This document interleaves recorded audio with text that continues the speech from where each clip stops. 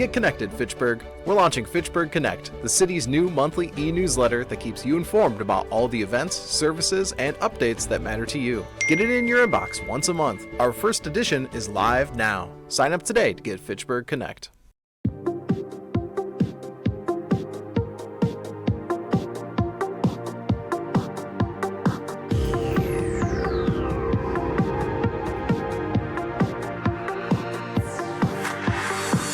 Hi, I'm Jeremy Crosby. And I'm Nick Boucher. We're your hosts for the program that's all about your city, Talking Fitchburg. Every weekday, we pull together the news, events, and information you need to stay on top of what's happening in the city of Fitchburg. Find Talking Fitchburg on cable TV, Roku, Amazon Fire, Apple TV, and our live stream on the web.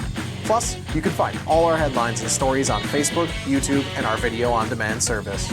This is your city. Keep up with Talking Fitchburg and the issues affecting you and your neighbors.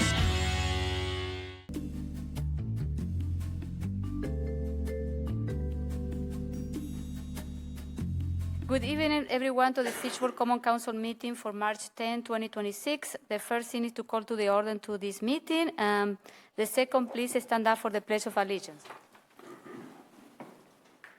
I pledge allegiance to the flag of the United States of America and to the republic for which it stands, one nation, under God, indivisible, with liberty and justice for all. Thank you. Next is roll call, please. Thank you, Mayor. Mayor Radafrada. Here. Alder Dantzler Jr. is absent with excuse. Alder Gerhardt. Here. Alder Herbst. Here. Alder Jetzer. Here. Alder Latase. Here. Alder Lepper. Here. Alder Maldonado. Here. Alder Regsted. Here. You have a quorum, Mayor. Thank you. So next, on item 4, we have public appearances for non-agenda items and new appointments. And we have a couple of mayoral proclamation and mayoral appointments. So we are going to start first with the number 1, recognizing March as a Women's History Month, honoring the role of women in leadership and affirming the need to protect and advance women's rights. Okay? Yeah.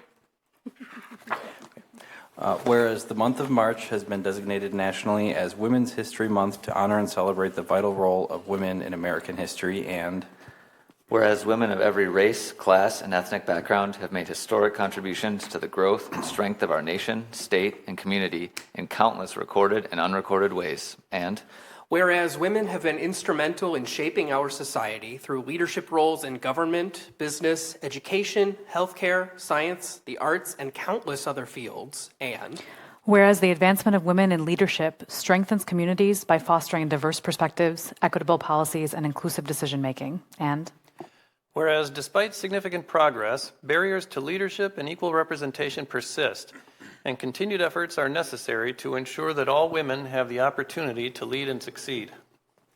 Whereas women continue to face challenges due to systemic inequalities, wage disparities, underrepresentation in leadership, and legislative efforts that seek to undermine access to reproductive health care, workplace protections, and other fundamental rights, and whereas the City of Fitchburg recognizes the importance of uplifting and supporting women in leadership, advocating for policies that promote gender equality, and opposing any legislation that seeks to roll back the rights and freedoms of women. So now, therefore, it is resolved that I, Julia Radafrada, Mayor of the City of Fitchburg, along with members of the Common Council, do hereby proclaim the month of March as a Women's History Month in Fitchburg.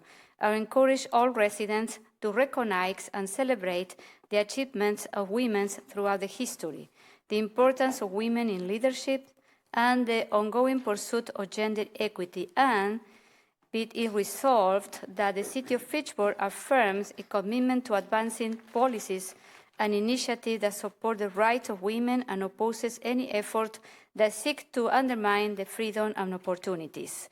This is proclaimed today, March 10 of 2026. Okay, so we're going to do a picture.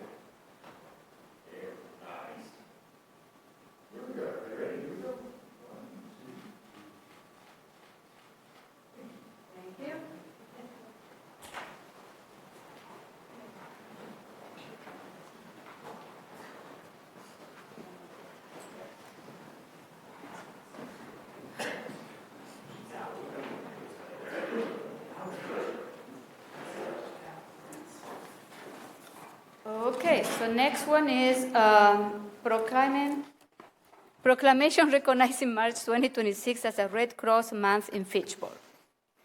Whereas in March we celebrate American Red Cross Month by honoring our neighbors who make its humanitarian mission possible in Fitchburg, Wisconsin, and whereas every day their acts of kindness change lives, bringing relief, comfort, and hope when help can't wait. This compassionate spirit runs deep in our community, just as it has for 145 years through the American Red Cross. And whereas today, those who serve with the American Red Cross of Southwest Wisconsin chapter light the way during emergencies, whether it's delivering shelter, food, and comfort after disasters, providing a safe, life-saving blood supply for patients facing conditions like cancer treatments, childbirth complications, and traumatic injuries, assisting military members, veterans, and their families with 24/7 global support, or empowering individuals with skills like first aid and CPR that save lives. And whereas these collective efforts are a powerful reminder that the strength of our community lies in our shared commitment to one another, and as we mark Red Cross Month, let's celebrate our local heroes and resolve to continue lifting each other up so no one faces an emergency alone. And whereas in 2025, the American Red Cross held 103 blood drives in Fitchburg, collecting 2,965 pints of blood, taught 594 people first aid, CPR, AED, trained 36 babysitters, assisted 17 families during disasters, and installed 13 smoke alarms. So now, therefore, I, Julia Arata Frata, Mayor of the City of Fitchburg, along with members of the Common Council, do hereby proclaim March as a Red Cross Month in Fitchburg, and I encourage all citizens of Fitchburg, Wisconsin, to reach out and support its humanitarian mission. This is proclaimed March 10, 2026. So come in, and we have Mark Miller, who's gonna want to say some words about the Red Cross.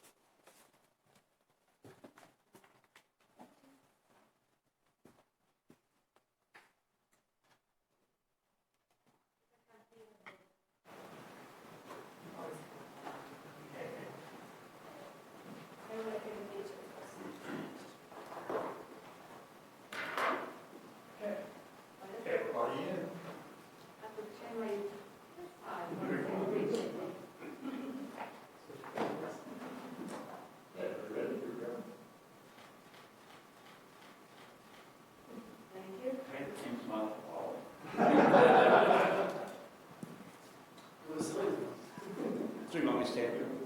Oh, okay. Well, thank you, Madam Mayor, members of the City Council, for this recognition of Red Cross or March as Red Cross Month. As you recognize in your declaration, there's a lot of cooperation between the Red Cross and the City of Fitchburg. In fact, I think your fire chief was at one time a Red Cross disaster response volunteer. Yeah. Anyway, so we're very much appreciative of that cooperation. You're a fast-growing city. You had a number of fires, residential fires, and we're glad to be able to help. We would like to be able to reduce fires by installing free smoke detectors for the people of Fitchburg, and that can be done by contacting the Red Cross at the Sheboygan office. And I'll leave some flyers for here, so you can make that information available as you wish. You described all of the ways we've cooperated. One of the things that the Red Cross would like to do is to help the City of Fitchburg become even more resilient by giving more training in CPR and other first aid, AED, water safety, so that you don't have to call the Red Cross to get that. Some of them will be right here in your community. So thank you so much for recognizing the Red Cross in this month. I really appreciate it. I look forward to continuing to work with the City of Fitchburg in the years ahead. Thank you. Thank you, Mark, for all your services, okay? Thank you. So this is for you.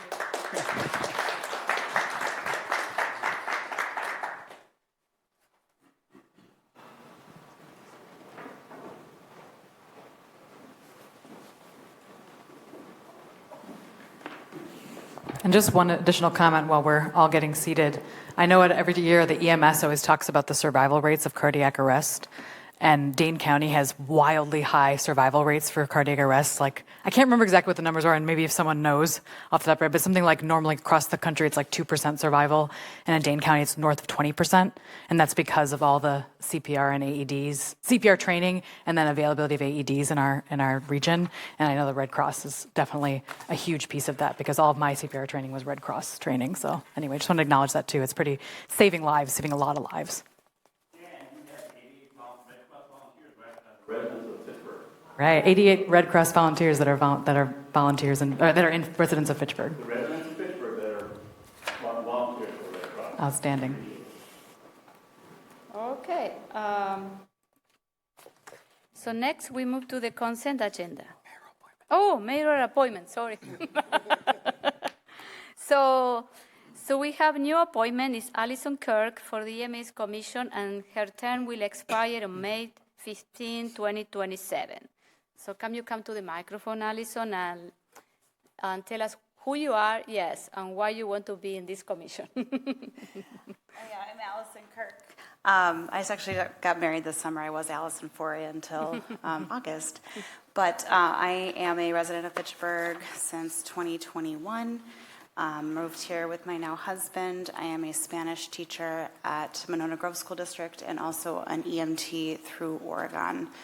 I also have experience with volunteer EMS through Stoughton. Spent some time there.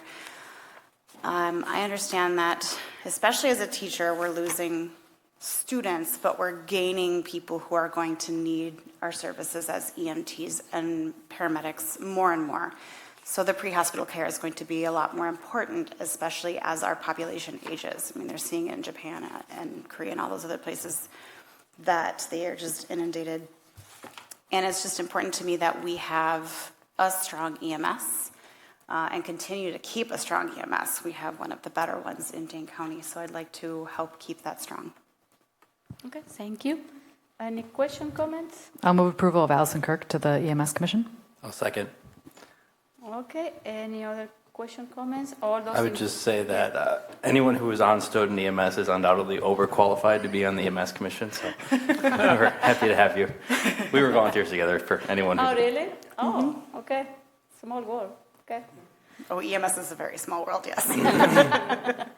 Okay, so all those in favor of appointment of Alison Kirk to the EMS Commission, say aye. Aye. Any opposed? The motion carries, so congratulations and welcome, okay? Thank you for serving, okay? So now we move to the consent agenda. I move approval. Second. Okay, all those in favor of the consent agenda? Aye. Aye. Any opposed? The motion carries. So next we move to the administrator report. Good evening, everyone. I want to lead off by reminding folks that the March edition of the e-newsletter, which was the second one, or the third one, might be the third one by now. No, second one. Second one, yeah. We started in February. Yeah, that's right. We started in February.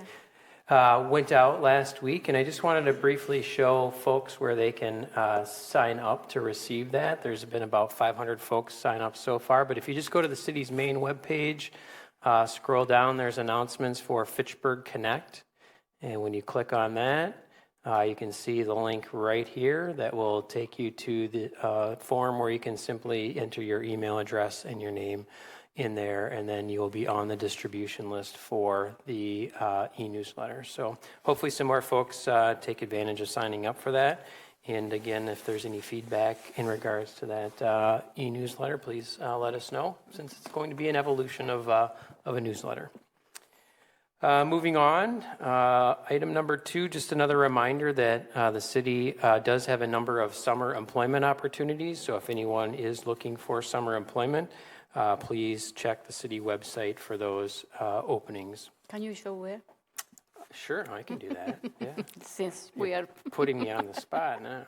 So if you go to HR, Human Resources, under departments here, once I find it, as I control remotely, Then there's the job openings Okay. tab there, and then that should take you to any of the current positions that we have open. You can see there's some full-time ones in there, but tennis instructor is one of the summer ones, and so is program coordinator as well. So yeah, Okay, thank you. you bet.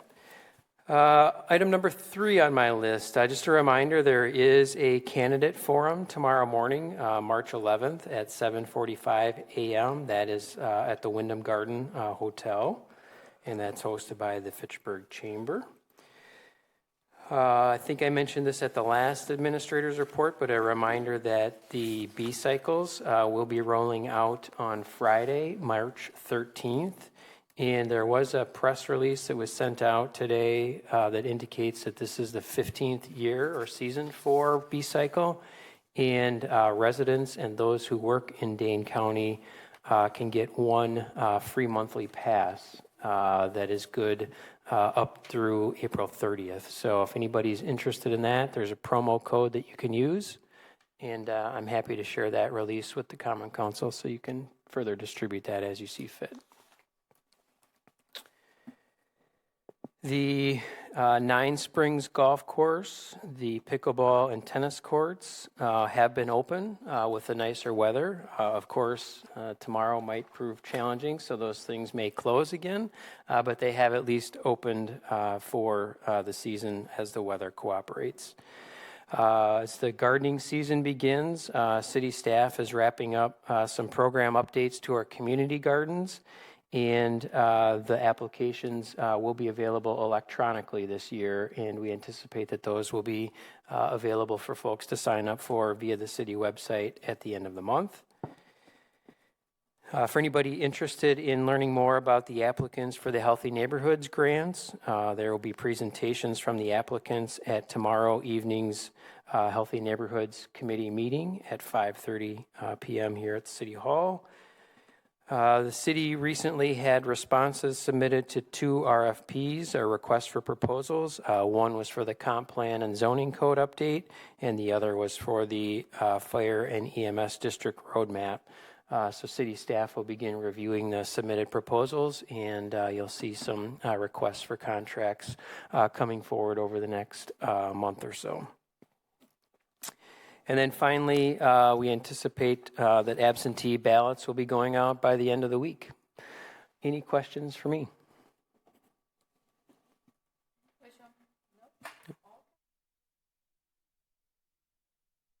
Next, we move to the mayor's report, and I have a couple of things that I want to share with you. One is that on Tuesday, March 31st, Sustain Dane, in partnership with the City of Madison and the City of Fitchburg and Elevate, will be holding a press conference celebrating the achievements of the Efficiency Navigator and the launch of recruitment for participation in 2026. So it's going to be on March 31st at 10 o'clock in the morning in Madison. I will be participating on that with the City of Madison Mayor, Satya Rhodes Conway, people from Sustain Dane and Elevate, member from the 2025 cohort of Efficiency Navigator participants. So all of you are invited to participate. Then I email you the 2025 Fitchburg Police Department annual report. I think this is a great report, and I want to say congratulate to the police department for putting together this. And what I think that I want to mention about this report is, if you read this report, we are a very safe community and city. Our numbers are down drastically. So this is a good thing for us. Then I want to share that the City of Fitchburg has received a Growth Award from the National Arbor Day Foundation. This award recognizes the City of Fitchburg for upgrading their parks and forestry work order system using GIS tool tied to the tree inventory. So that one is great, and congratulations to Anna Healy, for she's always looking for grants. What else? And then a news from a member of the community. So a local student, Maya Haddad, I don't know how to pronounce her last name. She was named candidate in the U.S. Presidential Scholar Program. So congratulations to Maya. What else? We met last week for another meeting with, did you mention about the RFP? I did mention that. Oh, yeah? So we have another meeting with all the neighbor and surrounding community that they are interested to participate in the EMS fire consolidation. So it was a great meeting. I think the Brooklyn community is also coming to the meeting. So we have who are Verona, the Village of Oregon, Brooklyn, McFarland, and Stoughton. So and Verona. What did I say? Did I say Verona? Oh, yeah. Okay. So we are continue working on that. So that's it for me. Any question, comments? No? Okay. So next we move to commissions and committee reports, and we will start with the Plan Commission. Mayor, I'll move to postpone final plat FP 263226 to the March 24th council meeting. Second. Okay. This was postponed in Plan Commission after a discussion. We felt that there was a few too many unknowns, and we wanted a more finalized list of conditions before we approved it. So we'll look at it next weekend, Tuesday. Okay, all those in favor of postponing final plat FP-263226, say aye. Aye. Any opposed? The motion carries. And the only other thing to say is our next meeting is next week, March 17. Thank you. So next we move to the Board of Public Works. I will move approval of Resolution R3026, approving the 2026 to 2028 Stormwater Utility Vegetation Management Program contract. Second. Board of Public Works approved. Finance approved. RCC approved. Okay, good. What is this? The stormwater utility maintains a bunch of facilities throughout the city. We contract with vegetation consultants typically for new facilities the first 3 to 5 years to get some kind of intensive care to get native vegetation established. And then once that initial establishment is complete, then we do some long-term management of all the facilities to ensure that the natives are thriving and are not overrun by invasives. And this is a fairly comprehensive contract. The initial scope was $171,000, but we expanded it to include all of our facilities within Terra Vesa as well.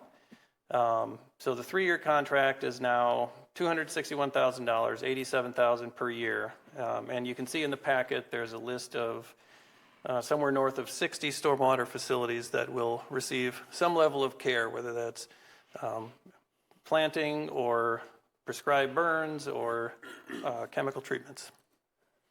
Okay, thank you. Any question, comments? Logan?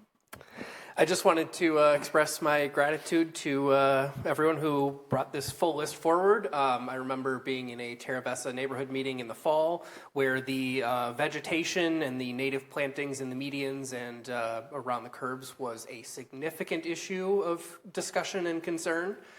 So I think our neighbors in that neighborhood in my district will be very happy to have some additional attention put into those facilities. Okay, thank you. Any other question, comment? Here none. All those in favor of resolution? The motion carries. Next one. I will move approval of Resolution R.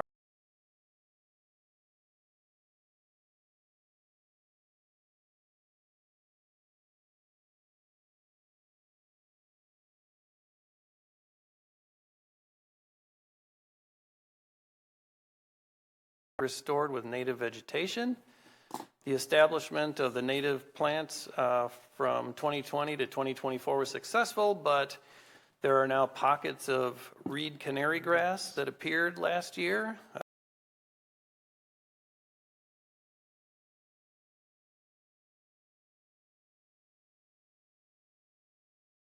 Since sprouted. So this is a 3-year contract for vegetative management services to remove the reed canary grass and other invasives as well as do one prescribed burn in 2026. Total amount for this 3-year contract is just under $13,000. Okay, any question, comments? Okay, all those in favor of resolution R-3126, say aye. Aye. Aye. Any opposed? The motion carries. Next one. I will move approval of Resolution R-5226, adopting the 2025 NR-216 Permit Annual Report. Second. Board of Public Works approved and RCC approved. Okay, what is this? Well, the city has our MS4 permit and the municipal separate storm sewer system. And that's the NR-216 permit here. And every year we have to do a report that summarizes all of our activities for the year. 6 major components to this, education and outreach, et cetera. Not a lot of changes in this report since last year. There have been several public education opportunities, not a lot of illicit discharge found throughout the city. We've got 509 municipal inspections completed last year on 28 sites that were over 1 acre. We've got 10 new post-construction stormwater facilities, and we received annual inspection reports from 73 sites. We did 103 inspections in 2025. 42 needed maintenance, mostly low priority stuff. And a little interesting factoid here is that we collected 281 tons of material swept up by the street sweepers. Wow. Okay. Yes, Dave. Could I add one thing, just kind of an educational thing? You know, we have a separate stormwater. Our stormwater is separate from our sanitary sewer. You know, most modern cities are that way, and for good reason. Milwaukee is not that way in their suburbs. Their sanitary sewer and their storm sewer are tied together, so when they have these enormous events, Lake Michigan takes the brunt of it. So we have being a newer city, you would expect we'd have a well laid out system like this that operates very well. That's all. Okay, thank you. Any other comments? Okay. Just a few things additional things to mention. Our streets crew repaired a broken stop sign. We need to, it's part of this? Oh, I'm sorry. All those in favor of resolution R-5226, say aye. Aye. Any opposed? The motion carries. Okay, go on. Yeah, there was a broken stop sign that actually Alder Herbst reported, and it was, I think by the time he reported it, it had already been repaired earlier that same day. Wow, okay. So our streets guys are out there, and they are on top of things. They are on things. What else? We're working on getting our street resurfacing and maintenance bids. Actually, the street resurfacing bids, I think, were due to be open today. And our 2026 sidewalk repair project will be advertised in April. Alder Reichstad had a lovely Facebook post showing pictures of the water tower D that was put up, and currently looks a bit like Frankenstein, but I think it'll be polished up and painted before the end of it.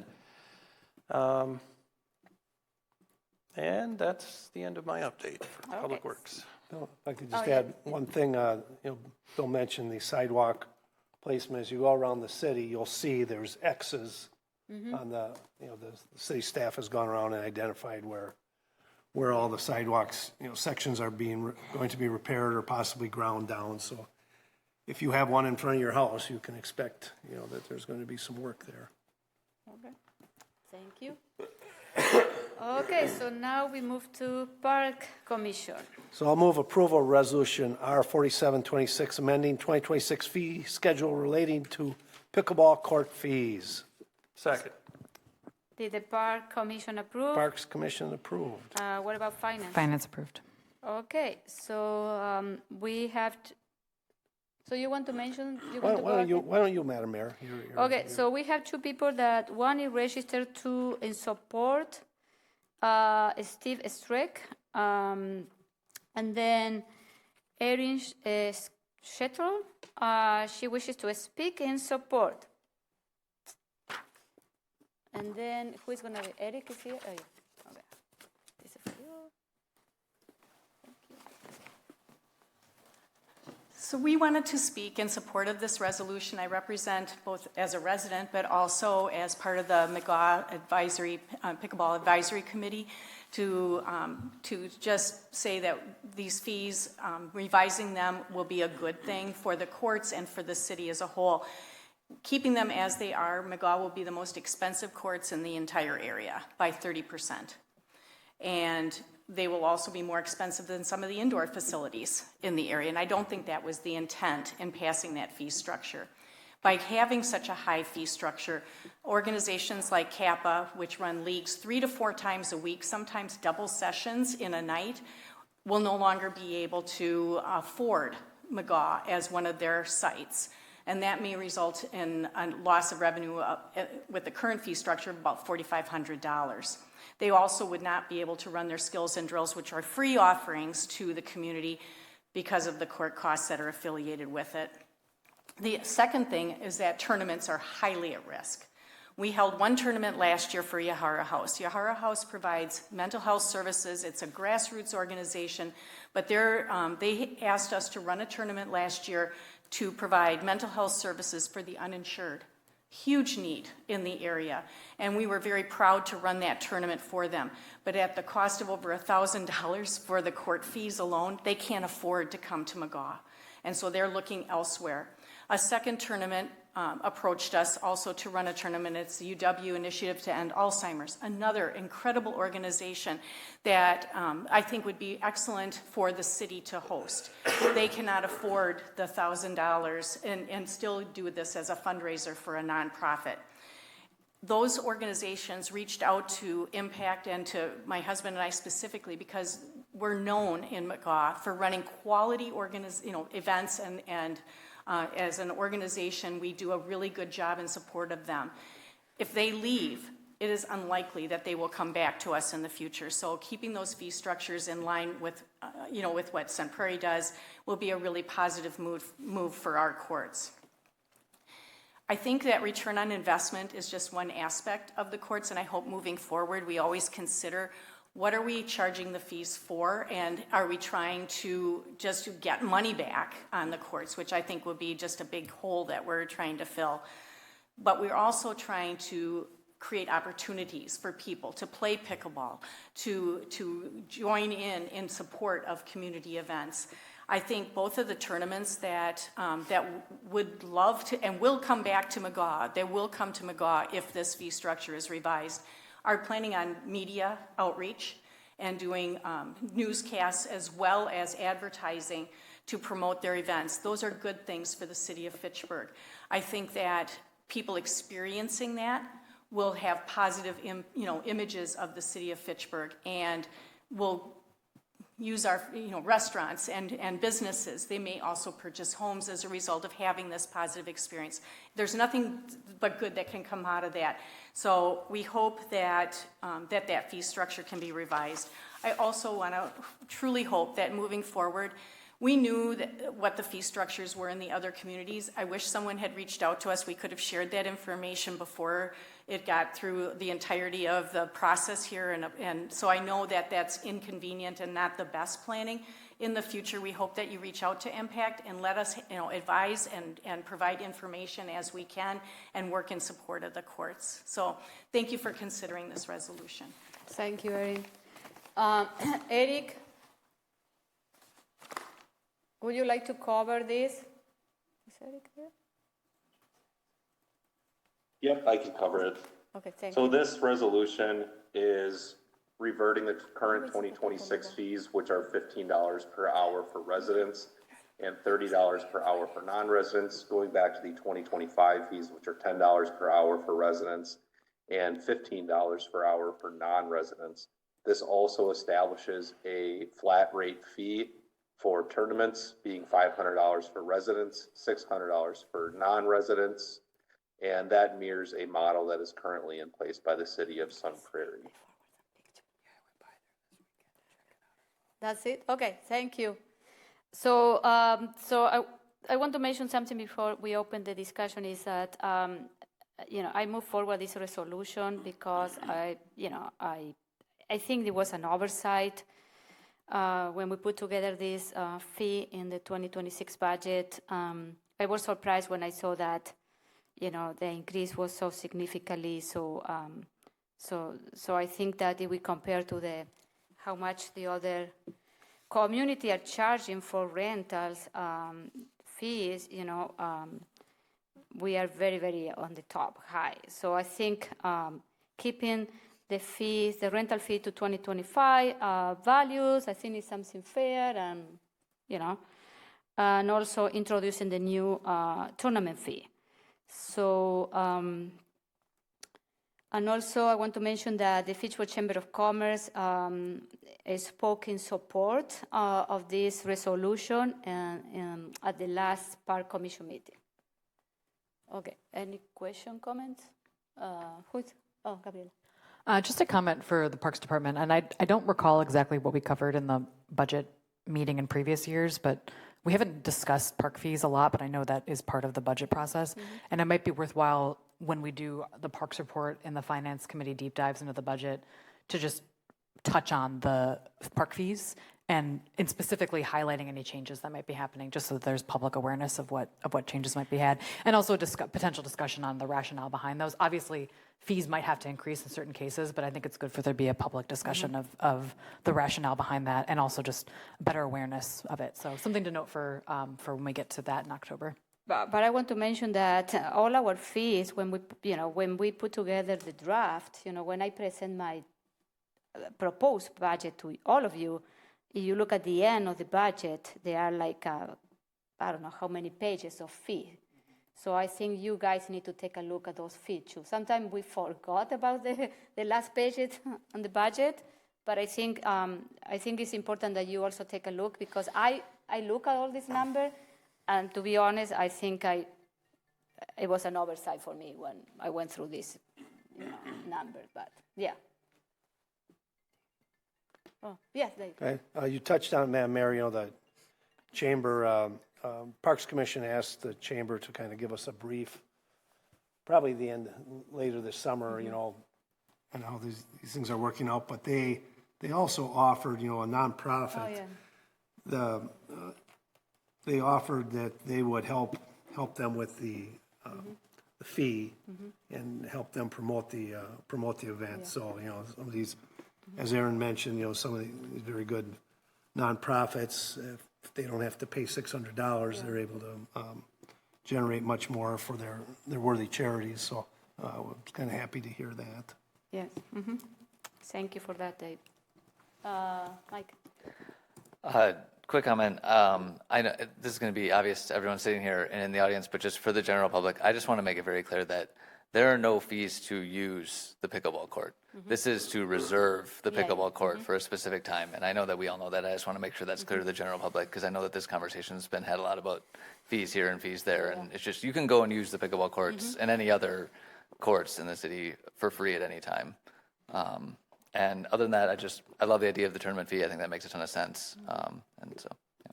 No, I usually, because I have been going in the summer there, and there are so many people, and if you want to be able to play, you need to reserve a court, because it's very popular to play. And I think the other thing that we need to think about in the future is how to make that reservation process better. We need to look at software to make it easier and friendly for people to do it. But yes, we are. The other thing that I mentioned in the Park Commission meeting last week is we are not making money with our parks. We are not profiting for our parks. Because this is a great asset to the community that we want our residents to use without any cost. So we want to be sure of that. Okay, any other question, comment? Yeah, Logan. I think Aaron laid out a very compelling case, so thank you for coming and sharing your insights here. I do want to just raise a concern that staff have also raised in the packet here about whether we amend one fee structure, do we then have to amend others? I think I would like to see and encourage staff to take a look at our other fees and see if they are in line with our neighboring communities. I think from an equity sense, I think that would make the most fair use of our city resources, so that we're not prioritizing one group over another in terms of the impact of the increases or keeping things the same. And I just want to say that doesn't affect my which way I vote on things tonight. But I just want to make sure that we are not, if we're taking a look and we already found one oversight, let's take a little bit of a broader look and make sure that there aren't others that we have did not intend. If I may just offer, we'll be submitting documents for our operating budget already in about 4 months. That would be a great opportunity for staff to take a look at that stuff instead of doing a mid-year opportunity, if that's all right. Okay, any other question, comments? No? Okay. All those in favor of resolution R4726, say aye. Aye. Any opposed? The motion carries. Okay, thank you for coming. Thank you. So next one. Next, I'll move approval of Resolution R5126, approving EV station site host agreement for Charge Up Dane grant program. Second. Parks approved. Okay. RCC approved. Finance approved. Okay, what is this? So Dane County applied for federal grant to put in charging stations. This one specifically would be hosted in McKee Farms Park. There would be four spots in there for charging in the existing parking lot, and there would be no cost after 5 years. And if refurb or other things would come up, then that would be on the cities if they choose to continue with it. There's no requirement that the city would continue with it, but first 5 years are covered by the grant. There was a question about, there was some concern about losing some parking spaces, but someone very astutely brought up, well, it's likely that those would be people coming to the park in an electric vehicle and would park it in there and charge their vehicle. So I don't think there's really any net loss. Eric offered some options if we didn't think that was a good spot, but I think we came to the conclusion that seems like a good location.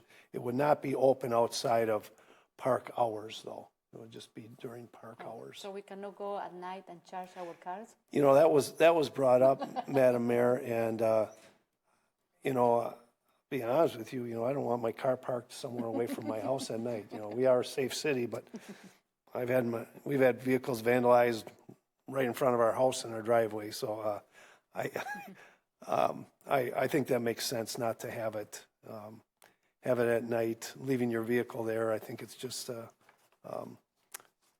something bad waiting to happen. So. Okay. Phil, do you want to add anything else? So this is going to be the only EV charges places. Is it going to be the only place here in Fitchburg so far? This would be the only site on City of Fitchburg property. There are a couple of private entities that have applied as part of this grant program. So there were 2 rounds of RFPs for site host applications. The 3rd round is active right now. So far, I believe the Staybridge Suites over at Orchard Point have applied, as well as Boys and Girls Clubs on Allied Drive and the Traceway Apartments. So 3 private entities. This would be the only one on city property. So that's where, to Alderherb's point, we would still be observing park hours. This is something that other municipalities have also dealt with in their applications, is making sure that, yes, we want these chargers to be accessible to the public, but we don't want to modify existing city park hours to accommodate that. So they've been able to work with us on that.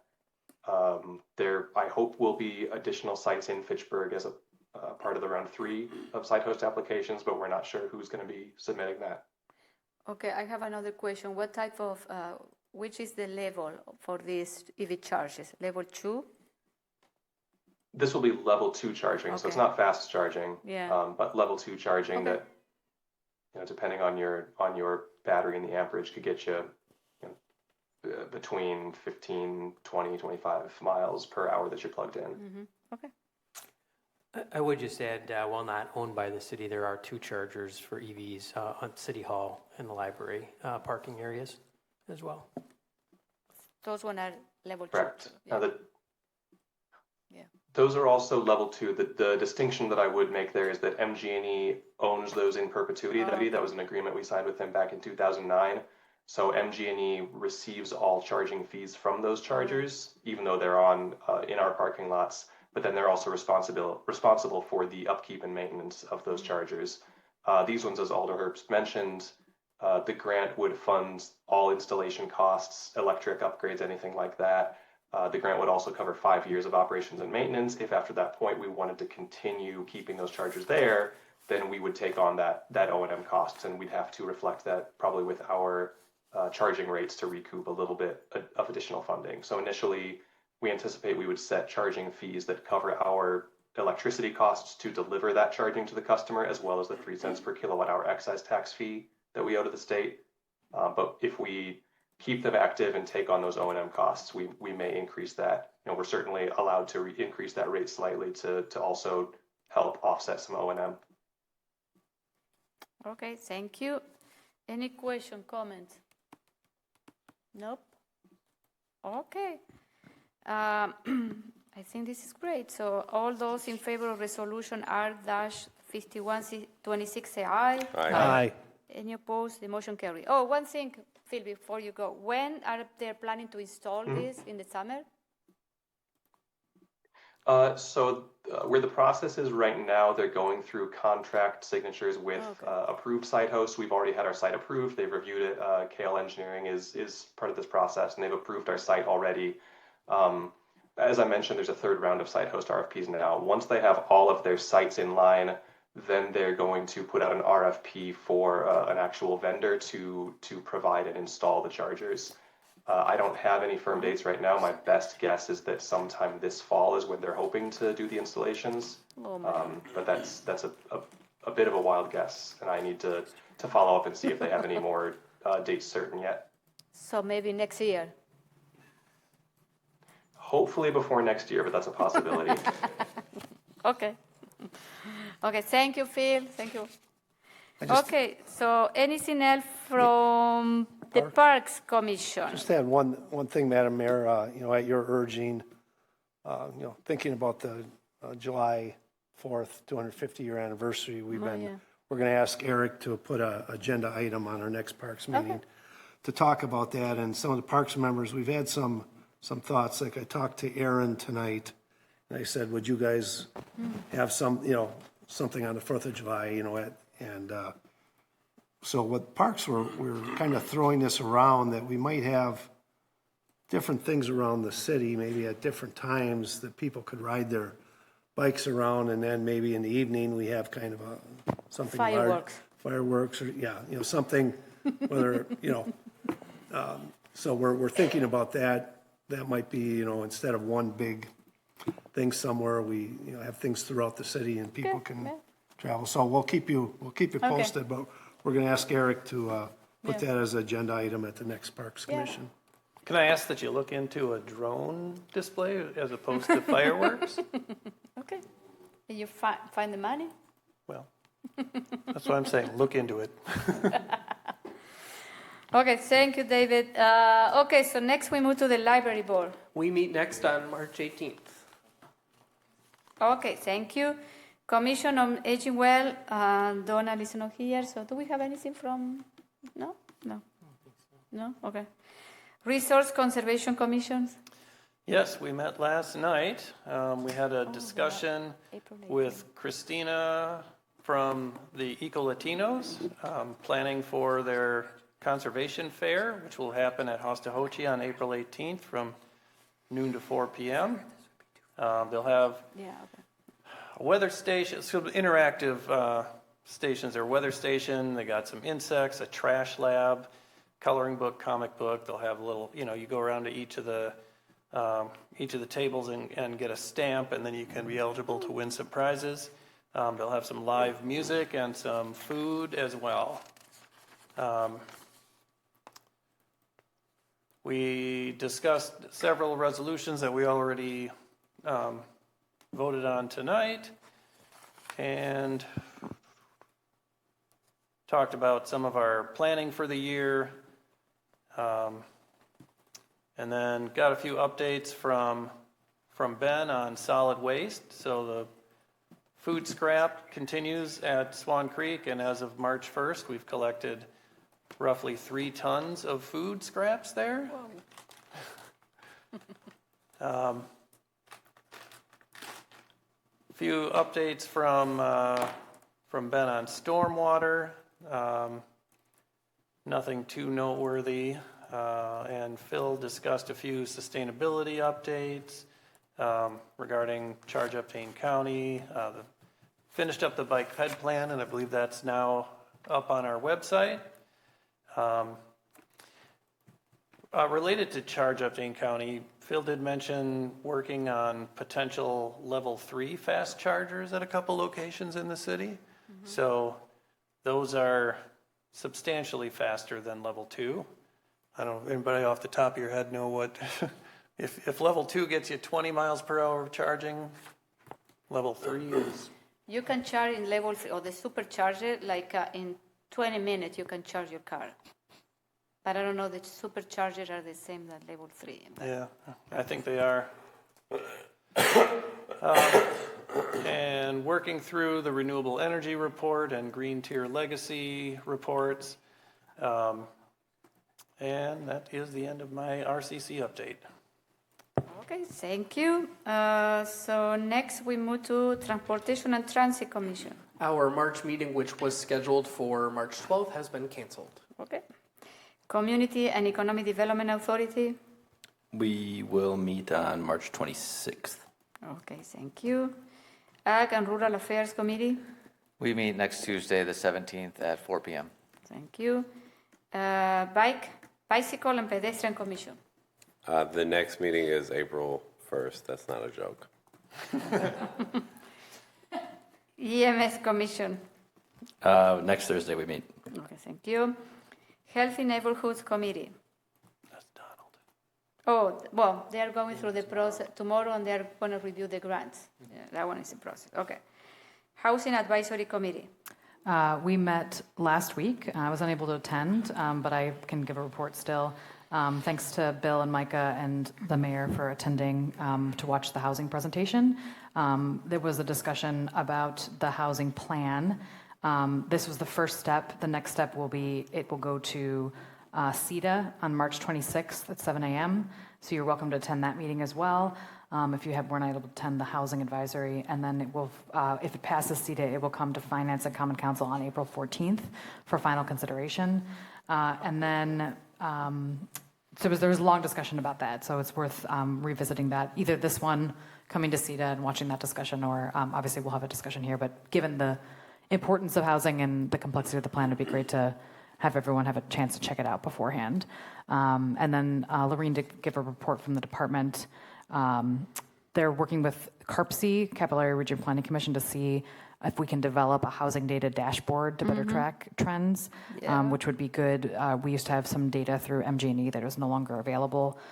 Did mention the Efficiency Navigator program event that's happening on March 31st, and there will be some FACTv informational videos as well about the program. And there was just updates about some of the things they're working on, nothing that is in final phase, but there is a pro-housing grant, which is federal money, that are in ongoing discussions regarding land banking opportunities and infrastructure support to support affordable housing development. They're reviewing models for down payment assistance that are used by other municipalities and potential partnerships that we could look into. We're also applying to participate in the Housing Accelerator Program cohort and potentially looking into joining the Housing Choice Voucher Homeownership Program. So lots of work happening on housing in the city and more to come. Thank you. Landmark Preservation Commission. No report. Okay. Tree Advisory Committee. We meet Thursday at 4 p.m. And if anyone's interested, I believe the final draft of the Urban Forestry Management Plan is in the packet. Thank you. Community and Equity Committee, Donald is not here. Report from other commission and committees. I've got an MPO Policy Board report. We met last Wednesday, March 4th. We discussed the draft of the MPO's active transportation plan. About a year ago, they had a comment period that they opened up, and they received about 3,000 comments, the vast majority of which were regarding safety. Something interesting they're going to do, this plan will be published as a website rather than a PDF. And this is a whole lot easier for, to implement accessibility, like screen readers, et cetera. Apparently PDFs are notoriously difficult to make accessible. Another advantage is that when they link to a map, it'll be a live link to a GIS map that is, so you'll get real-time updates in that plan. Couple of stats, total on and off street bike facilities has increased 57% since 2015. We're up to 718 miles now. We have 2,267 miles of sidewalk and pedestrian paths in the county. And the major focus of the plan is going to be filling up gaps in the network. So yeah, we've got a lot of miles of trails and sidewalks, but if you reach a dead end at some point and you have to hike cross country to pick up in the next leg, that's no good. So we're going to try and make, fill in the network so that you can get from point A to point B on safe, comfortable infrastructure. And there are 9 recommendations in this plan for expanding the network and making public input foundational to further updates, updating laws and regulations for the 21st century. Some of that is going to be for e-bikes and scooters and whatnot.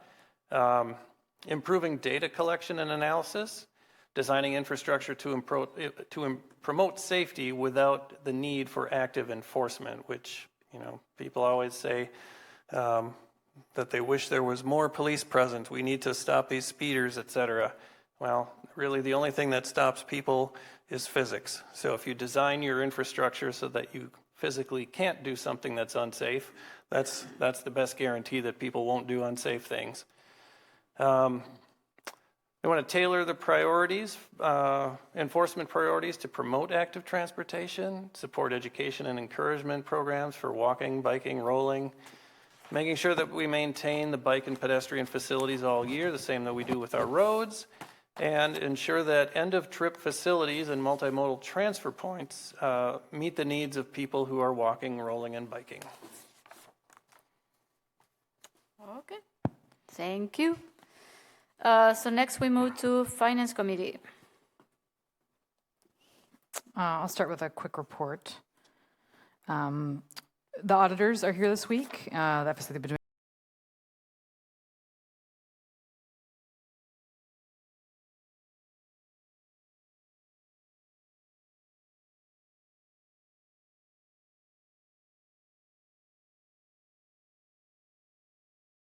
in the city of Fitchburg.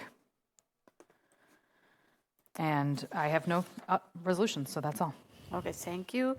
So next we move to Personnel Committee. I can move approval of Resolution R5526, approving a memorandum of understanding between the city and Wisconsin Professional Police Association on the establishment of a 28-day work period. Second. Okay, did Personnel Committee approve? Yes, personnel approved. Finance approved. Okay, what is this? This is just establishing a federal work period for the purposes of the new federal bill that reduced, or that allows people to deduct their overtime pay on their taxes. So Fitchburg already had a more generous policy for overtime for the police, where they pay overtime for any working hours over 8 in a day. So this establishes the federal period for those tracking purposes. So any hours greater than 171 hours in a 28-day period that the police work can be deducted for tax purposes. So it doesn't change anything else. And the city and the police union approved, and it's the same as the fire department's work period. Okay. Any question, comments? Okay. So, do you want to add anything? No, you did great. Okay. Okay, all those in favor of resolution R-5526, say aye. Aye. Any opposed? The motion carries. Anything else from the personnel committee? No, it was just some basic employee handbook updates last time. Okay, thank you. So next we move to public safety and human services. A couple small things. We had 7 new operators licenses in the type 1 diabetes walk scheduled, was approved for October, and Make-A-Wish Foundation. Logan, when was that one? I want to say it was end of August. End of August, or so those two. So not a lot of activity, but since we haven't met the previous 2 months, we expect it to be ramping up pretty severely here moving forward. Okay, thank you. We don't have any unfinished business, so we move to new business, and we have a direct referral. I can handle these, Mayor. I'll move approval of resolution R-6226, approving budget amendment for 2025 capital budget overage for parks improvements. Second. This is for Southdale Park. We did budget for the entirety of the park replacement, but there were a lot of expenses for things that the city has in stock, about $9,000 of materials. So that is being funded through this budget amendment. The source is going to be the Town of Madison Fund. That was some of the money that we got from the closing out of the town.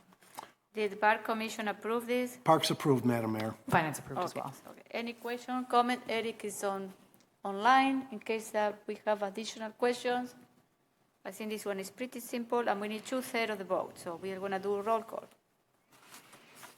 Thank you, Mayor. Alder Dancer Jr. is absent. Alder Gerhart. Aye. Alder Herbst. Aye. Alder Jetzer. Aye. Alder Latase. Aye. Alder Lepper. Aye.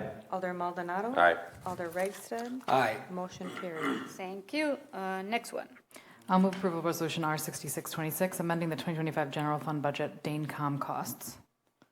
Second. These are, Finance Committee approved. These are operating expenses for our 911 services. Overage over the course of the second half of the year, close to $10,000, so amending the budget to cover those costs. Okay. I'll just clarify, 911 radio communications, not specifically like cell or 911 phone calls. I don't know if anybody's really using landlines anymore, but No. Anyway, it is radio, public safety radio. Okay. So any question, comment? All those in favor of resolution R-6626, say aye. Aye. Any opposed? The motion carries. So next we move to item 11B, that is consideration of settlement offer from Hy-Vee. Valerie will do an introduction, and then we are going to move to closed session. Okay? Valerie. And Valerie sent you an email. Check your emails.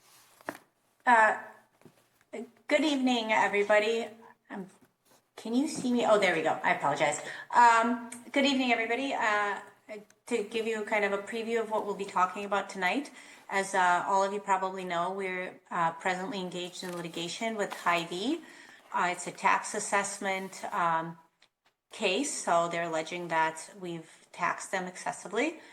They did, in the process of litigating this case, they did extend an offer to resolve the case, and so that is what is going to be before you tonight. For purposes of keeping confidential information confidential, I would encourage you to utilize the closed session that is noticed on the agenda so we can discuss the details. Attorney Amy Seibel is on with us, and she can also, she represents us in this case, and she can also provide additional information. Okay, I need someone to read. I will make a motion to go into closed session pursuant to Wisconsin Statutes 1985-1G, conferring with legal counsel for the governmental body who is rendering oral or written advice concerning strategy to be adopted by the body with respect to litigation in which it is or is likely to become involved. Discussion of settlement offer from Hy-Vee, Inc. Second. I need a motion.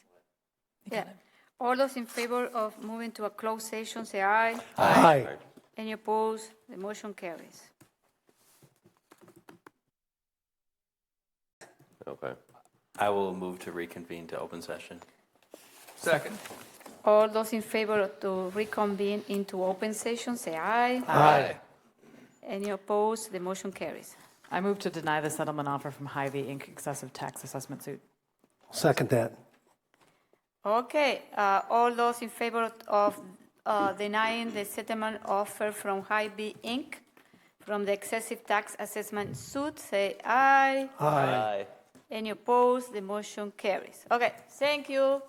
Hi, Chris. Bye, Chris. Okay, so next we move to item 12, is Alder District Reports. And we will start with District 4.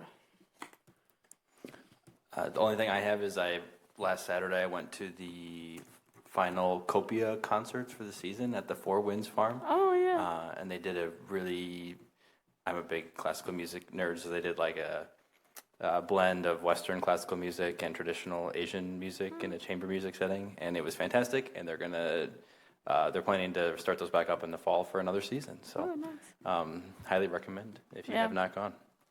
Thank you. I got invited to every time, but I haven't had the opportunity. I'll bring you next time, Mayor, as my date. Okay. Micah. I want to call it, there is a program through Dane County. It's called the Ripple Effects Planting Program. You can basically donate, it's $12, I think, to buy plants that get then planted in parks, native plants throughout the city. And there's still space in Fitchburg at Chicory Meadows, Swan Creek, and A Grace. You can do that through the Dane County website. And Sue Easterday from the Parks Commission does a ton of work letting people know about this every year, but there's still availability there. It was going to be tomorrow, but that's definitely not happening now, so we rescheduled to next week. But I'm going to go out with Anna Haley, the city forester, and a resident from District 4 to tour the Gold Park Edition in Greenfield neighborhood, which is kind of like one of the city's woodlots. So we're going to go through there. I went to the senior center last Tuesday and played euchre with the seniors, and it was a ton of fun.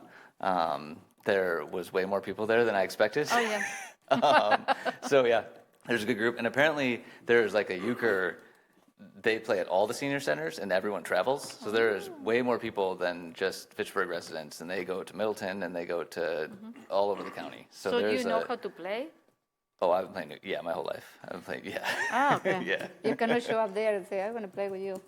No, I help my own. Okay.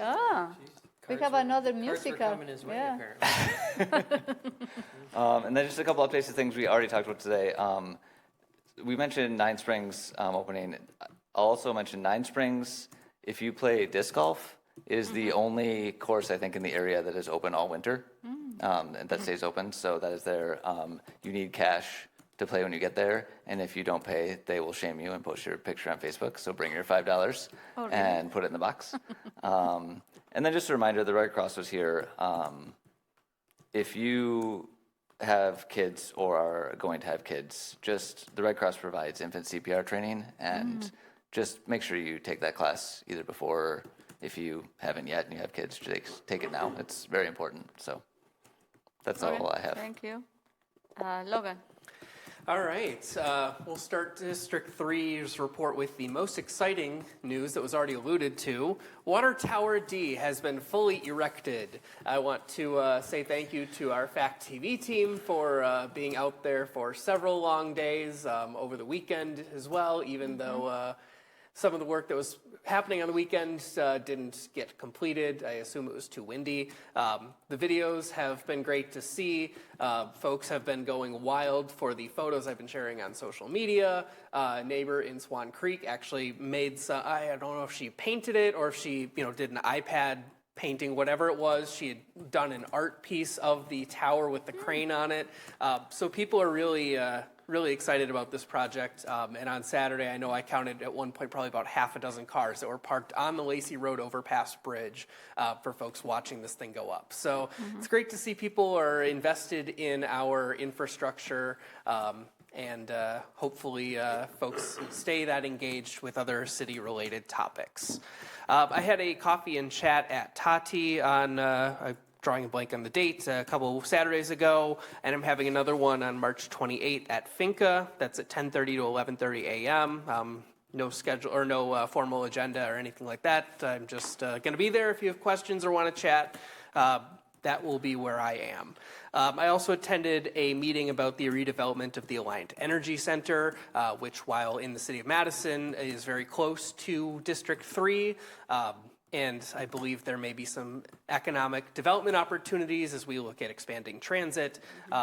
So I'm eager to see all that is coming with that development and how we can capitalize on that in the city of Fitchburg. I also had the pleasure of going to the Leopold Community Dinner with Mayor Radafrada and Alder Jetzer. And finally, this is hot off the presses here.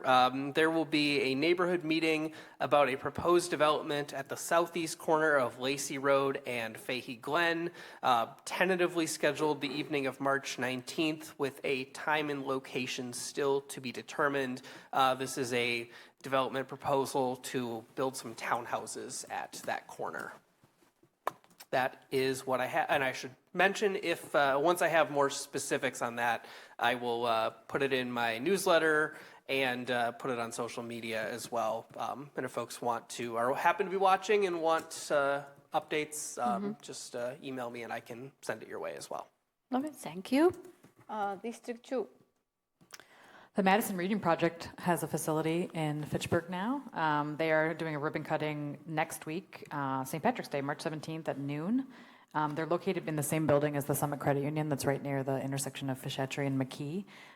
Great local nonprofit that obviously works on literacy issues, and really great that they're locating in Fitchburg. So happy to have them join us. Okay, Bill. As Alder Reichstad mentioned, we had the Leopold Neighborhood Resource Team Community Dinner last week. I don't know, several dozen people showed up for that, and there were plenty of tables with different groups represented there.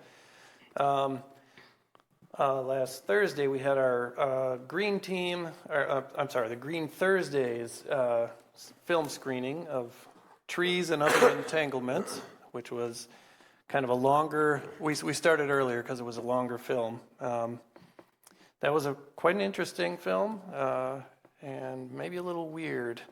Oh,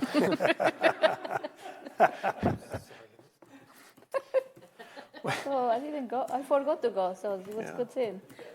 I'll just reiterate the reminder that Administrator Brecklin gave us earlier that B-Cycle is going to be returning Friday the 13th here. That's just one day before 3/14, which is Pi Day. So be on the lookout for, if you don't make them yourself, every grocery store seems to be capitalizing on Pi Day these days. And at our RCC meeting last night, we did talk about dates for the waterway cleanup. That will likely be April 18th, but I'm not sure it's 100% finalized yet, but it will be in April. Thank you. District 1. Yeah. So I think all of District 1 except for maybe like 4 houses are in the Verona School District, so it doesn't apply to our residents. But Verona Area School District actually has open enrollment spots for K through 8th grade. So if there's anybody that lives outside of the district that wants to enroll their child in VASD, this is the first time in probably about a decade that there's been open enrollment spots. There's 399 open enrollment spots in the district, and a lot of that's due to low birth rates. Okay, thank you. David. 2 things. Remind your residents, a lot of leaves blocking up storm grates. I've kind of worn out my boots kicking them out of the way and getting them out of there in my neighborhood, but please remind your neighbors to clean those out. Get a big storm, they can flood the intersection. And the other thing on Saturday before Easter, April 4th, our Allied Drive, Duns Marsh Neighborhood Association, we're having the Easter egg hunt in the morning in back of the Boys and Girls Club, and then that'll be followed up at 11 o'clock with our bike distribution from Bikes for Wisconsin, Free Bikes for Kids Wisconsin. They'll be at 11 o'clock. So If you know anyone that's looking for a youth that's looking for a bike, that'll be the place for them to come. That's all. Thank you. I forgot to mention that today, Chad, Chief Morales, we toured the police site, the site construction, and it was very interesting. So you will see some pictures that I'm going to post in social media. It's moving along. When they're going to, April 13th, they're going to. Yeah, I think the week of the 13th or shortly thereafter, they hope to put the precast flooring on for the first floor there. So really start to come together at that point as far as visually. And the other thing that I forgot to mention in District 2 is it's going to be a ribbon cutting, I think, next week. March 19 for the fair launch, you know what I mean, at 4 o'clock. I think so. Yeah, but maybe it's coming, okay, so you know, okay? They are going to do this another opening this weekend. So if you want to support a local business, it's going to be raining and cold, so maybe it's good time to go to visit that new business. Okay, so our next Common Council meeting will be March 24, and our next Committee of the Whole is March 25, and what is going to be the topic? Round trip. Yeah, so we have Round Trip. It's the group that supports public transit. So we're going to find a little bit more what they do. They've mentioned in reports, and we should learn a little bit more about it. So that should be interesting. We had invited Metro, but they're unable to attend. So we're going to look to reschedule that for a little bit later for a future COW meeting. And we are working on our second topic, so we'll let you know as soon as we know. Thank you. So next, I need a motion to adjourn. So moved. Second. All those in favor of adjourning the meeting at 8 o'clock, say aye. Aye. And you oppose, the motion carries. Thank you. Buenas noches. Wow.